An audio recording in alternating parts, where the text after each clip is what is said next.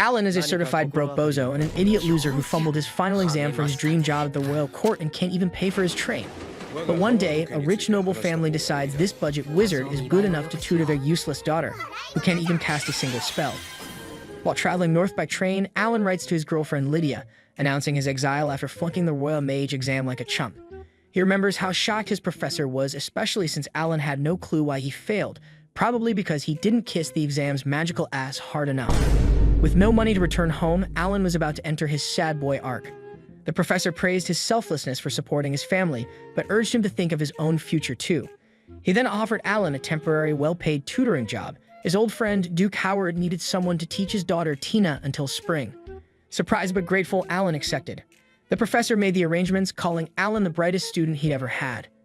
Alan, recalling his last tutoring gift for a noble girl, worried this might be similar. The professor handed him a first-class train ticket, and Alan immediately smelled side quest energy. Snapping back to the present, Alan finishes his letter as the train pulls into a freezing northern city, where he begins his search for Duke Howard's mansion. Graham, Duke Howard's head butler, welcomes Alan alongside Ellie, a maid in training. After introductions, they head to the carriage. Graham jokingly suggests Ellie sit on Alan's lap due to limited space, flustering her. Alan declines, but Ellie insists she's fine with it, and they board. Alan notices the ribbon on Ellie's head and thick snowfall outside. Graham explains they'll be indoors for days due to the cold. Seeing Ellie shiver, Alan lends her his scarf and casts a warming spell, impressing her. At the mansion, Ellie struggles to get out of the carriage, so Alan carries her, further embarrassing her. He then apologizes to Her Highness, revealing he figured out she's the Duke's daughter based on her outfit and behavior. Flustered, Ellie runs off. Graham admits she wanted to greet Alan personally and apologizes. Inside, the house is warm, and the real maid, also named Ellie, rushes over, nearly trips, but Alan catches her. Graham scolds her for running again. Alan isn't upset. He's actually relieved she's okay and lightly teases her, making her flustered. Graham thinks Alan matches the professor's description. When Alan asks what was said, Graham replies the professor called him unnatural with young girls. Alan denies it, saying he's just used to being around kids. He then visits Duke Howard's office, thanks him for the job, and introduces himself. Howard welcomes him, saying the professor spoke highly of him and that he's eager to see what Alan can do. Alan is stunned to learn he's there to train Tina, Howard's daughter, for the Royal Academy. Howard quickly clarifies he actually wants Alan to talk Tina out of attending. He explains the Howard family once ruled the northern lands as one of the 4 great ducal houses, loyal to the crown for generations. But after his wife died, he raised his daughters alone. The eldest, Stella, got into the academy, but he doubts she'll uphold the family's magical legacy. Tina, on the other hand, has mana, but can't cast any spells, and even experts don't know why. Alan is surprised, but Howard insists that Tina's sense of duty makes her fit to study magic and combat, despite other possible futures. Alan was curious about the paths ahead, but Howard insisted he see for himself. They entered the flower room, where Tina had been experimenting with cultivation techniques from her late wife's books. Howard considered her research valuable to the duchy and encouraged her to continue. Alan began to grasp the professor's intentions, but Howard emphasized Tina had to find her own path and master magic before entering the Royal Academy. He assured Alan he would support her and made a promise. Alan noted she had mana but couldn't use magic, which intrigued him.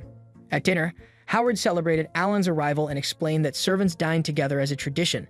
Alan appreciated this. Tina and Ellie joined them and Howard introduced them. Alan mentioned he met Ellie during a freezing carriage ride, which flustered Tina while Ellie was confused. Tina eagerly asked if she could learn many things. Later, Howard requested Alan watch over Ellie, revealing she was Groan's granddaughter and a descendant of the Walker family, longtime retainers of the Howards. Graham approved. Alan suspected they wanted Ellie in the Royal Academy too, but she admitted she lacked magic talent and feared being a burden. When asked what she wanted, she simply said she'd do whatever was expected of her. Alan asked again, "Do you want to join the Royal Academy?" Ellie answered that of course she did. She wanted to stay by Tina's side as her personal maid. Alan was excited to teach her. Soon a black cat named Anko showed up, said to belong to the professor who'd recommended him, which impressed them.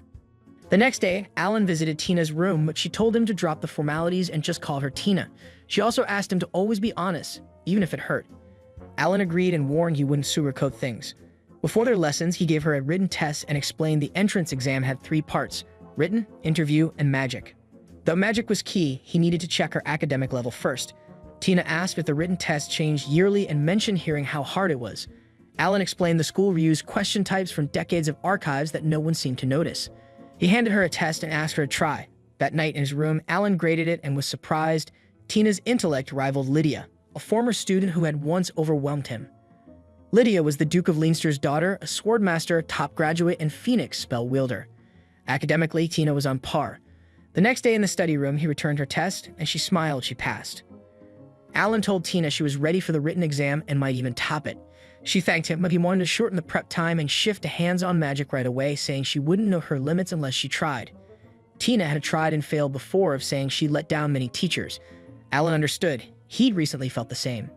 Tina was surprised since her professor praised Alan and said Lady Lydia became renowned thanks to him.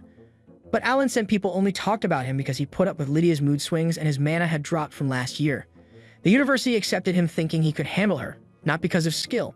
He knew the Royal Academy was brutal, with half the students failing to graduate on time. Before they started, he asked if Tina truly wanted to attend or just felt obligated. She replied it was out of love for plants. Since childhood, she'd admired legendary spells from a storybook her mother read. Alan said such magic no longer existed, but he'd do all he could to help if she stayed determined. Tina thanked him for believing in her. Just then, Ellie walked over with candles and nearly tripped again, but Alan caught her and saved the candles with magic. Tina, irritated by how close Alan and Ellie were, told him to back off. As class began, Alan asked about the basic elements of magic. Tina explained there were 7, like fire, water, and wind, and each person was naturally aligned with one affecting their strengths. When Alan asked about the Howard family's affinity, Tina said it was likely water and wind, which could be combined into ice. Alan then questioned the concept of harmony, mentioning a spell he used in the carriage that mixed water, wind, and fire, elements that shouldn't work together if the theory were true. He challenged Tina to think beyond set affinities and try using all 7 elements on the candles. He asked Ellie which elements she could use, and she managed to light one candle with fire, then succeeded again with wind, impressing Alan. He praised her and predicted she could ace the entrance exam, which shocked her. Then Tina tried, but her spell didn't work, though Alan sensed her mana. He told her not to apologize, he just needed to understand what was wrong. To demonstrate, he lit all the candles in various colors, leaving them both amazed. Meanwhile, at Lydia's home, she read Alan's letter saying he'd stay at the Howard estate until spring and hoped she'd wish him luck in proving himself. Alan kept teaching them magic and asked why humans could use it. Tina said it was thanks to mana and years of study. Alan gazed out and said that while science had progressed and more people used magic, fewer could cast high-level spells. Noble houses were known for powerful spells like Firebird and Ice Wolf, but only a few could still perform them, and their strength was fading. Tina, who had lived through centuries of magical reform, wondered if all their efforts were pointless. Alan said no, it was just that they traded depth for numbers. He believed humans could use magic thanks to invisible elemental spirits. Tina disagreed, saying studies proved otherwise, like how fire spells didn't get stronger near volcanoes. But Alan questioned those results, since they couldn't measure spirits in the first place, though he admitted Tina knew more. She thought he was being sly. Alan then said spirits didn't care about elements, but most magic only called on one. He asked, would you enjoy doing the same thing forever if you were a spirit? They said no, so he tried rewriting spells to leave space for change and told them to try too. When he asked Ellie to combine fire and wind, she failed at first and felt useless. But Alan encouraged her to relax and try again. And she finally pulled it off, feeling proud even if it was a small step. Then it was Tina's turn. She tried casting a spell but failed twice, leaving her discouraged. That night, Alan went to the library and was stunned by the massive collection. While he searched for something that might help Tina, she arrived with her maid, who warned her not to stay too long. Tina picked out a book, and her maid commented she resembled her mother, who also loved books, but unlike her, Tina couldn't use magic. The maid brought up Tina's new teacher, noting his darker aura, but recalled Tina defending his kindness in the carriage. Alan overheard everything. After Tina left, the maid noticed him and introduced herself as Shelley, the head maid. She asked Alan for help. Tina, she explained, was smart and hardworking, but past tutors abandoned her due to her lack of magic, leaving her hurt yet still determined to enter the Royal Academy. Shelley knew Tina looked up to Alan and Lydia and hoped he'd support her. Alan assured her he would. The next day, Tina got upset, thinking Alan and Ellie went out together, but he clarified he'd just been picking vegetables with Ellie. Ellie, nervous about Tina's reaction, asked how she would hang out with Alan alone. She then admitted she liked Alan a lot, which surprised but pleased Tina. Ellie said she loved him after her grandparents and herself, which made Alan laugh. He joked they acted like sisters, though he guessed Tina was the older one, boosting her ego. In truth, Ellie was a year older, but Tina never admitted she acted like it, frustrating Ellie, who threatened not to let her share the bed during storms. Alan laughed again and both girls scolded him. During training, Alan held Ellie's hand to help her feel her mana. She felt warmth and energy, and he told her it was dark mana. She failed to cast a spell, but Alan reassured her it was normal. Tina also couldn't use magic, and Alan encouraged her to try another approach. He then summoned a cat, impressing them both. When they both wanted to touch it, Alan summoned another so they'd each have one, making them happy. Later that day, Graham gave Alan a letter. Thinking it was from Lydia, he opened it and found an angry message asking why he went to Howard. She told him he should have asked her for help if he needed a job. She'd met Tina a few times, understood the situation, and though she thought success was unlikely, she still believed he might pull through. Lydia warned him not to rely on past experiences and scolded him for hiding something about the Royal Mage test. She said she'd be at the Royal Academy exam, and if he ran, she'd hunt him down and destroy him. Then she asked him to send her weekly letters. After Alan finished reading, they went to the training room. Tina asked what Lydia wanted, and Alan said she was mad he hadn't written. Ellie saw Lydia's care as meaningful, while Tina believed Lydia just missed him. Alan didn't think it was that sweet. Training resumed, Ellie managed to use magic, but Tina failed again. Then Alan saw an ice plane fly upward, which shocked him. He returned to the library, convinced Tina's spells were close to working. If modern books failed, he checked the old ones. While searching, he noticed a strange symbol, then left and someone was waiting. They went to her room, she gave him a drink, and he called her Miss Ellie, which annoyed her. She told him to drop the formalities and asked if it was just a training thing. When she realized he was lying, she made him say her name again, and relaxed once he did. She told Alan to always call her that, though he thought letting a strange man into her room at night was risky. She didn't mind. She mentioned her grandparents recently called, expressed their love, and hugged her tight, which shocked her. They'd apparently been talking about her. Alan gently reminded her of the talent he and Shelley had once discussed, though he struggled to make proper use of it himself. He encouraged her to tell her family how much they meant to her, since their support was her greatest strength. Shifting back, Alan told Ellie his own family had been there for him. Ellie then shared that her father died when she was young and she came to live with the Howards. She remembered arriving, snow falling, and a girl chasing after her. Tina, who had recently lost her mother, was also dealing with fear. Both girls were alike, but Tina, the Walker Harris, felt her efforts fell flat. She had been overtaken by Ellie at the academy and feared she'd be left behind. Trying to forge her own way, she asked Mr. Howard to let her join the Royal Academy. Alan saw her request as bold and admired her potential. He told her to believe in herself, which lifted her spirits. The next day, Ellie displayed impressive magic, which discouraged Tina. Alan then asked about Ellie's control over the other elements, but she admitted she feared lightning and light. Still, with Anko's help in the dark, she felt she might master them soon. Alan asked Tina to try casting a spell, but she failed completely. Confused, she wondered why, but Alan assured them they'd just try another formula. He later told Howard that Tina's mana reserves were massive, though he couldn't promise she passed the exam. Howard thought about discouraging her, but Alan insisted it would be wrong if she truly wanted to join, noting her academic strength could still get her in. Howard understood but feared she faced scorn at the academy as a noble without magic.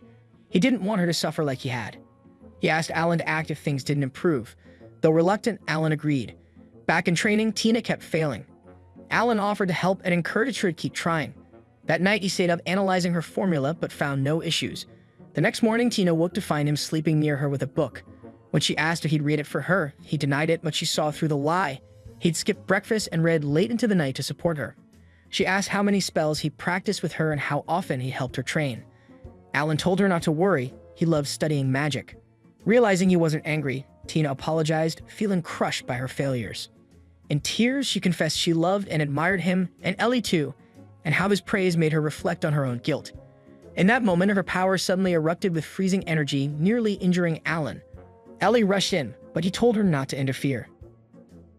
Alan told Ellie to fetch Mr. Graham and tried to stop the ice storm with magic, but failed, choked by the pressure. Reluctantly, he called out to Tina, asking if she could hear him. Tina, trapped behind the ice, listened to his voice in confusion. Alan warned that his power was surging wildly and would soon kill him. She asked what to do. He said he'd link their energy, even though it was risky and uncomfortable, and asked for her permission. Once connected, Alan searched for her through the link and sensed an immense mana within her, possibly greater than Lydia's.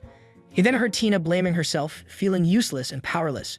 Her emotions overwhelmed him just as an ice dragon formed behind her, showing she was trying to help.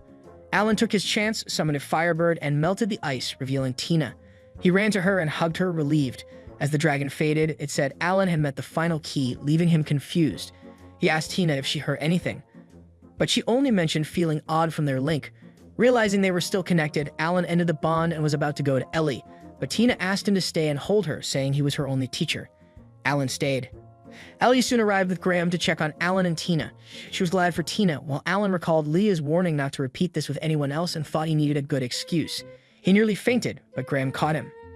In Alan's room, he and Tina were concerned. Ellie left to get tea. Tina asked if his condition was tied to their bond. Alan said not to worry, but admitted bonding made him share thoughts and feelings. Tina got upset, saying she heard him call her Princess Poison again and wanted an answer. Alan tried shifting focus, explaining he could influence the mana of those he bonded with and that reconnecting later was easy. When Tina asked if he'd done it before, he said yes, with his sister Karen and with Lydia when he had no other choice. He warned it was risky, since it let him use someone else's energy, and asked her to keep it secret, even from Ellie. Later, as night came, they moved to a new magic training area. Alan, impressed, asked Tina to test her power there. Tina lit the candles, releasing a surge of power that left everyone stunned. Alan suspected the dragon inside her no longer interfered, and that their magical bond may have shifted some control to her. He praised her and said it was time to learn how to manage that strength. Overwhelmed, Tina hugged him in tears, grateful she could finally use magic. Alan reassured her and called her amazing. Ellie also cried with joy and thanked Tina. Alan believed a bit more training would let Tina fully master her magic, and then they'd both be ready for the Royal Academy. He planned to tell Walter, but Graham reminded him Walter was still away. Alan missed sharing the news and wrote a letter to the professor. Later, the professor received it, just as one of Alan's friends visited. Joking about Alan's frequent debt letters, they read it together. They reported Tina's breakthrough and urgently requested military-grade ice-resistant scrolls before she froze herself. Alan's friend laughed, but the professor knew fulfilling the request wouldn't be easy. Who would have thought Alan would manage to show off the little princess's power? It was just like him. Back in his room, he kept flipping through books with no luck until one showed a familiar symbol, making him think back. In training, Alan asked Ellie to light candles with dark magic. She failed at first, but he encouraged her to focus and recall how she felt touching Anko. That helped her succeed, which lifted Alan's spirits. He then had Tina try. She produced a huge burst of magic, and he told her to mentally control it. Since Ellie was progressing well, Alan suggested they move to combat training, which made Tina jealous. Ellie appreciated Alan's kindness, but Tina demanded the same. Alan argued magic training didn't allow for softness and scolded Tina for nearly destroying the ceiling. Tina fired back, saying his lack of attention was the problem. That reminded Alan of someone, Lydia, who hadn't written in a while. Lost in thought, Tina snapped him out of it, and both girls pushed him to share what was on his mind. Alan remembered Graham once saying he was good with young women, which he quickly denied. Then Ellie began firing magic at Graham, who dodged flawlessly. Alan was surprised by Graham's precision, and Tina explained that the walkers trained daily to improve their service. Graham then attacked, but Ellie blocked every move, making Alan proud. He told Tina it was her turn. She lit the candles and nearly controlled her power, though the task unnerved her. Later in Graham's room, he praised Tina's growth and thanked Alan, but Alan credited their efforts. When Alan asked about Walter, Graham said he was busy, but Alan suspected he was avoiding them. Alan asked how Walter felt about Tina learning magic, and Graham answered all he could. Alan then brought up books with matching marks and asked Graham who owned them, but he didn't know. Back in his room, Alan read the marked books, thinking Tina's power might be linked. He recalled the dragon's words about a key and wondered if Tina was the one, not him. Then Tina and Ellie came in. Tina claimed Ellie couldn't sleep, but Ellie exposed the truth. It was Tina who was scared of her book. Alan told them to head to bed so their training wouldn't suffer, but they refused and stayed in his room. He offered them warm drinks, which made them admire him even more. Asking for silence to continue his research, Alan soon realized all books with the same symbol shared a link. Turning around, he saw Tina and Ellie asleep, which deepened his resolve to help them enter the Royal Academy. Later in the training hall, Graham informed Alan that Walter wanted to speak. Alan quickly agreed and told the girls to rest. At Walter's office, Walter revealed Tina wouldn't be allowed to take the entrance exam. Alan disagreed, insisting Tina would excel. Walter claimed the matter was out of his hands and didn't want Tina to be a burden, injuring Alan. He argued that Tina's mother, Princess Rosa, had faith in her daughter's magic potential. Alan showed him books on ice magic, all bearing Rosa's mark as proof. Shocked, Walter reconsidered. Alan apologized for being blunt, but Walter told him to stand tall, touched by his kindness. Though hesitant, Walter agreed on one condition. Back in the hall, Alan told the girls that passing the final test would earn them a shot at the academy. Tina asked what the test was. Alan explained Walter would appoint a strong mage to fight in his place. The girls were scared, but Alan reassured them, saying he believed in them and was proud, leaving them flustered but deeply thankful. The episode opens with Alan training the girls, focusing especially on the maid, who displayed remarkable strength. They surrounded him and set a trap, but he avoided it effortlessly. Until Tina cleverly froze his foot. Alan acknowledged their progress and was pleased, though he reminded them it wouldn't be that easy to defeat him. He activated his fog magic, blinding their vision, then outsmarted and beat them in that round. He praised their skills and expressed genuine pride, but emphasized they still had much to learn. For their final challenge, they would face a mage selected personally by the elite, someone who might unleash advanced magic. Alan urged them to give it their all, especially Tina, who needed to keep refining her control. With limited time before the exam, he promised to teach them everything they needed. He then dismissed them for the day. Later, the girls relaxed in a hot bath, chatting about Alan, his strength, his dedication, and how they'd one day join the Royal Academy with the power he helped them gain. Suddenly, Ellie became lightheaded. Alan swiftly treated her and warned her not to linger too long in the bath, joking that a spirit or demon might take advantage, something he used to tell his sister Karen, who always fussed over her hair. Karen, now a student at the academy, would be their senior. Back in training, Ellie launched herself at Alan using her powers, but he blocked her effortlessly. Tina unleashed a fierce ice spell, launching a rapid volley like a 20mm multi-shot weapon. He struggled to avoid the unpredictable blasts, then activated his intensify ability and threw a flashbang, but the barrage didn't stop. Their deal was clear. If even one shot landed, they'd win. In the end, Tina landed a hit and he acknowledged their victory. Though they were eager to keep going, he stopped them, praising their effort and reminding them the final test was tomorrow.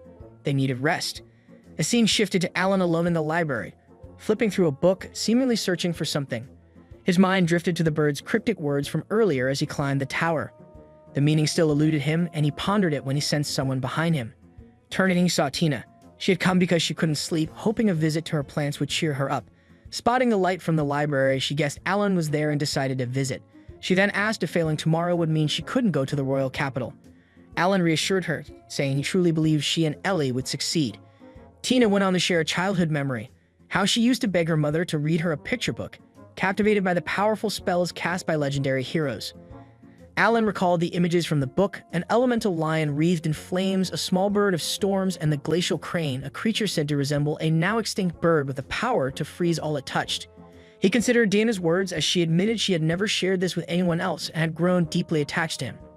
Alan, touched by her honesty, thanked her and showed her a book, pointing out how many references appeared near the basic ice spell formulas. Every final page bore the same royal emblem. Though he had never met her mother, Alan could tell from the notes she left behind how much she cared about future generations. The very formula he was teaching Dana came from those notes, modified with his own adjustments. Overwhelmed, Dana began to cry and embraced him. Alan gently comforted her, assuring her she would pass the test and earn a place at the Royal Academy. Strengthened by his words, she promised herself she would succeed. The following morning, Tina and her maid arrived for the exam. Alan encouraged them to stay calm and focused. Upon entering the exam grounds, they were met by the head maid, who led them inside and handed Tina a staff. It had once belonged to Lady Rosa, who had entrusted it to her, with instructions to pass it on once Tina had learned magic. The head maid tearfully apologized for the delay, but felt relieved to complete her final duty. Afterward, they traveled to the arranged site, where a man revealed their challenger, a masked individual. Alan quietly wondered if this man was Tina's father, unsettled by the magic concealing his identity. The figure announced that to earn entrance to the academy, they had to defeat him with their full power, assuring them his barrier could handle it. The battle began swiftly, with Ellie and Tina launching synchronized elemental attacks, impressing the man with their precision. Tina unleashed a flurry of spells, but he remained unharmed and struck back. Ellie protected her, and together they countered, pushing him back. He responded with twin ice pillars, but instead of reacting recklessly, they remembered their training and merged their magic to defend. Alan watched with pride, noting Tina using techniques beyond what he had taught, a clear sign they were ready for the Royal Academy. Tina demanded his surrender, and though surprised by their progress, the man admitted he hadn't expected them to advance this far. Ellie insisted he yield without condition, but he refused, replying he'd only answer with full force before casting a powerful spell. As the girls formed a barrier, Alan warned spectators to retreat and asked Ellie's grandfather to act as referee, trusting his judgment. The man mocked them for not striking earlier, blaming their teacher, and used a spell Tina thought only her father knew. The girls hesitated until Ellie reminded them they were Alan's students and wouldn't give up. Reinvigorated, Tina stood firm. Then the enemy summoned the snowstorm wolf, a signature spell Alan recognized from the Howard ducal house. He ordered high-grade barriers and a backup shield sent to the professor, but as he rushed forward, the girls stopped him, asking for his faith. Ellie, recalling Alan's belief in her dual magic potential, finally achieved it with Tina's support. A powerful aura radiates from them as Tina attacks the wolf, but their opponent remains unimpressed. He melts the ice, trapping the beast, releasing it again, and warns that if they wish to fight back, they must cast a spell on it themselves. The wolf lunges, knocking the girls down, though they remain unhurt. Alan urges Tina to remember the snowstorm wolf formula she once saw. Although she never practiced it, he insists she try. But nervous, Tina is encouraged by his confidence in her. He asks Ellie to assist, and together, the girls channel a powerful spell at their foe. The wolf attempts to charge them, but fails repeatedly. They then release a surge of mana that destroys the wolf and shatters their opponent's mask. Victorious, they pass the test and earn the right to travel to the royal capital, with Alan joining them. He informs Lydia of the outcome, while Ellie bids farewell to her grandparents and Tina to her father. He praises their final exam, saying Tina reminded him of her mother Rosa and admits he was afraid of losing her. Tina embraces him and asks him to care for the plants while she's gone. Before they depart, her father entrusts Alan with their safety. Alan promises to protect them, and the train sets off toward the capital. Alan visited Lydia's home and was attacked from behind, but he blocked it and criticized the sneak attack. Lydia appeared, visibly furious, sarcastically thanked him for the tip, and demanded to know if we thought he was for keeping her waiting. Alan replied he wasn't late, though they hadn't met in a while, but admitted he should have arrived first. He reminded her that her magic didn't work on him and that he could dispel it with ease. Lydia warned him to stop talking or she'd cut him down. After she sat, Alan apologized. She asked what for, and he listed not telling her about the teaching job, not visiting sooner, and hiding why he failed the royal exam. Moved, Lydia asked him to hug her and not disappear again. He agreed, and as she hugged him tightly, she asked for his promise and forgiveness. He joked about being her servant, but apologized once more. Lydia's maid came with tea and quietly told Alan Lydia had stressed over picking her dress. Lydia overheard and scolded her. After the maid left, Lydia invited Alan to sit. He gave her a small gift, complimented her looks, and said she looked stunning. Blushing, she listened as he told her he had written to congratulate her on passing the Royal Magician exam and nearing graduation. Alan showed up at Lydia's graduation, saying he came at the professor's request, though he seemed uneasy. He asked if anyone had ever ranked second without landing a job, which caught Lydia off guard. She wondered if he'd keep teaching, but Alan just sipped his tea and said little. When she mentioned Tina learning magic, he said much had happened, but insisted there was nothing he was hiding. Tina's mana still needed analysis. Lydia then asked about the entrance test and whether Alan had faith in her. He believed Tina would rank first, followed by Ellie, though Lydia's sister Lynn might also place high. Tina had already cast an advanced spell right after learning magic, something only one other prodigy had done. Lydia said results would be out in a week and ordered Alan to visit daily. He agreed. Elsewhere, Walter read a letter and was stunned. Tina nearly broke records, placing first, and Ellie also passed. He praised Alan, but Alan credited the girls. Walter then offered Alan a tutoring job. Though thankful, Alan declined. Ellie asked why, and Walter guessed it was due to the capital. He assured Alan he didn't blame him for the Royal Magician exam. When Tina asked if he really took it, Alan admitted he had. Walter said Alan passed the written and interview stages, but failed the practical, which shocked the girls. Tina's mana flared in anger. Walter revealed his opponent was Prince Gerard II, who provoked him with insults. Alan beat him even in swordplay, but the examiners refused to score him. Alan said he had no regrets. Walter asked if he was truly okay abandoning his dream. Alan revealed he was an orphan raised with love by the Wolf clan and couldn't ignore slights against them. He didn't want to drag those he cherished into trouble. Walter disagreed but reminded him that the Howard family still stood behind him. Alan thanked Walter genuinely. Tina then refused to accept things as they were and stormed off, unwilling to leave Alan. Later he found her alone, asking if he truly intended to quit. Alan thought they'd manage without him, but Tina, in tears, disagreed. He said he'd resign but still help as their teacher. Just then, the professor arrived and told Alan he still had a job. Annoyed, Alan asked why he looked pleased. The professor said it was because Alan wouldn't have to leave and urged him to stay secretly as Tina's teacher. Alan asked if that was a threat, but the professor, wanting to keep Alan's talent, denied it. Alan suspected a setup, but the professor revealed Walter planned it and would explain. He gave Alan a rehire contract and asked Walter to include Tina. Alan was stunned. Meanwhile, Tina, seeming distracted, told Ellie she was fine, focused on her entrance speech. Her sister Stella soon arrived and Tina hugged her, having missed her over winter break. Stella had been busy with student council. Ellie asked if she was president and praised her. Tina asked about their dad, but Stella hadn't seen him. Stella congratulated Tina, impressed she placed first in magic, and wanted to thank Alan, whom she'd heard about from Tina's letters, even if he sounded strict. Tina said Alan would be at the ceremony and asked if Stella could stay, which she could until evening. The next day, Tina and Ellie began school. Alan welcomed them. Ellie noticed his formal outfit, which he wore because Lydia pressured him. He said he lived in the workers' area and needed nerve to come. Ellie liked his uniform.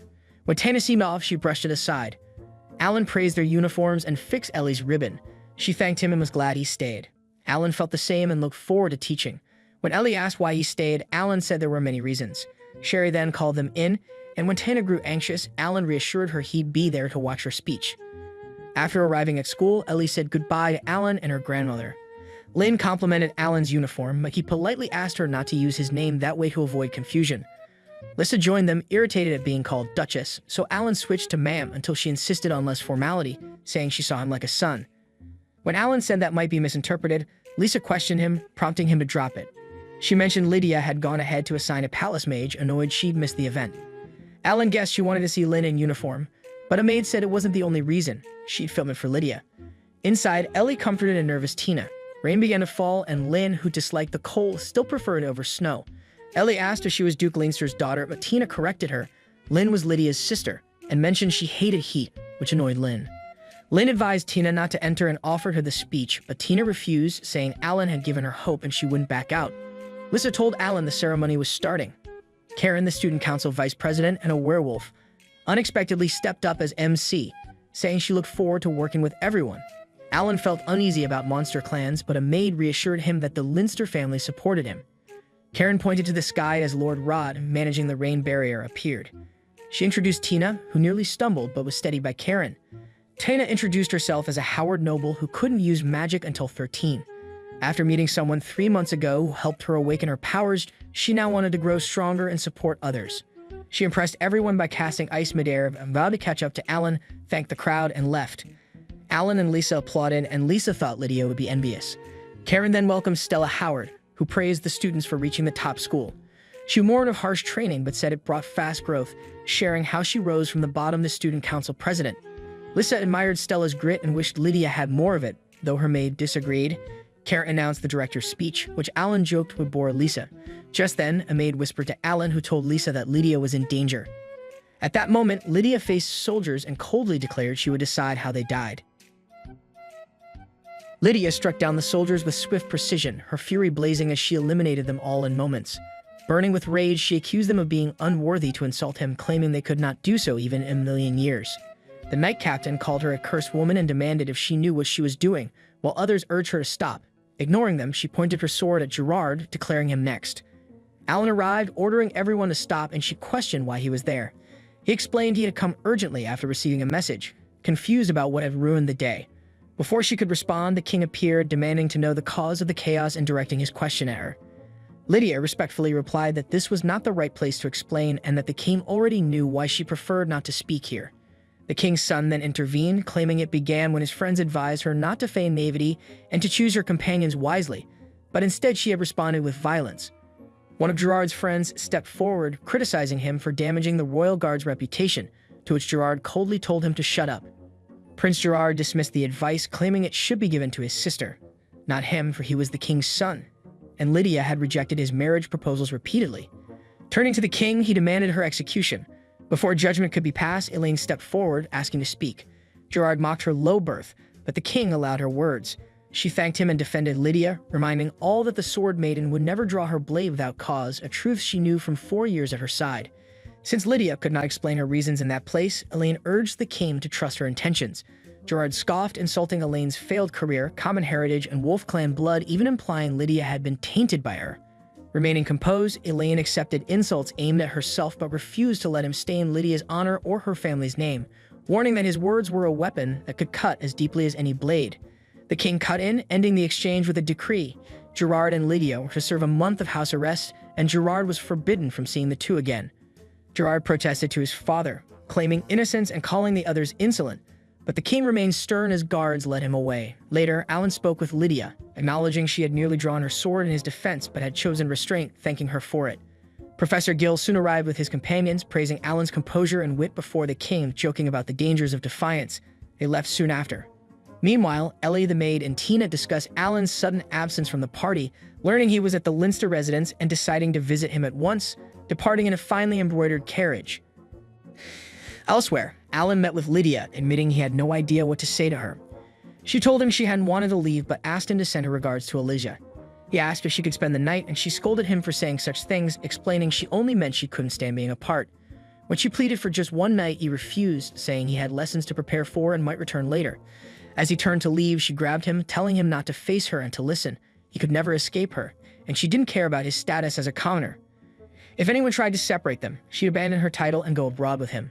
She kicked him lightly, ordering him to come often so she could see him every day. Just then, his students arrived, saying they were worried about him. Tina noted it had been a long time. Lydia congratulated her on taking first place, and Tina credited Master Alan for her success. Linny declared she would defeat her in the next test, prompting an argument until Lydia calmed them and insisted Alan teach them all at her home, an offer he accepted. The two girls pushed each other to improve, and afterward, Alan met his sister Karen, apologizing for being busy. Karen mentioned hearing about his teaching job and the situation with Lydia, assuring it wasn't exactly worried but advising him to be cautious. He acknowledged her advice and praised her for handling the party well. Just then, Karen's friend Stella arrived, surprised to see them together. After introductions, Karen revealed Stella admired both him and Lydia. Karen then handed Alan an envelope from the academy director, who couldn't meet in person due to urgent matters. Curious why Karen was the messenger, Alan opened it to find a request for help. Security at the academy had been tightened, but the director feared Prince Gerard, who had moved on from Lydia to Linny despite being under house arrest. When Karen asked about the letter, Alan explained the director wanted him as a temporary teacher. The next morning, Stella gave him the attendance list for the day's class, and when he thanked her, she asked to join and attend his lessons. He said he knew she was busy, but Karen replied she was bound by official duties, prompting Stella to offer to guide him instead. Alan noticed her ribbon resembled Tina's, only in a different color, and she explained it was a memento from their mother, a symbol of pride as the Howard Duchess's heiress. Alan felt glad for their close bond, hoping they would grow and hone their skills together. Stella mentioned she had long corresponded with her sister, often writing that Professor Alan was quite mean. Later, the academy lesson began with Professor Alan introducing himself as their temporary teacher, a former student eager to work with them. The class, composed of top entrance exam passers, doubted what someone so young could teach, which irritated Tina. Alan announced he preferred practical magic over textbooks and began by reviewing spell tiers, asking for a volunteer. Linny answered that spells were classified into beginner, intermediate, and advanced, with the ultimate spells in the 4-grade ducal houses, such as the Leinster House, being rare and difficult to master. Alan confirmed Linny's answer was correct before asking if anyone could cast an advanced spell. Many claimed they could, and he chose Linny, assuring her he would raise a barrier for safety. She cast the spell, impressing him with its strength and potential danger. Tina then requested to try, earning a scoff from Linny, who feared being outshone. Tina unleashed a sustained and powerful ice spell until Alan told her to stop, praising her and declaring her and Lenny the top students of their year, reminding them that power demands responsibility.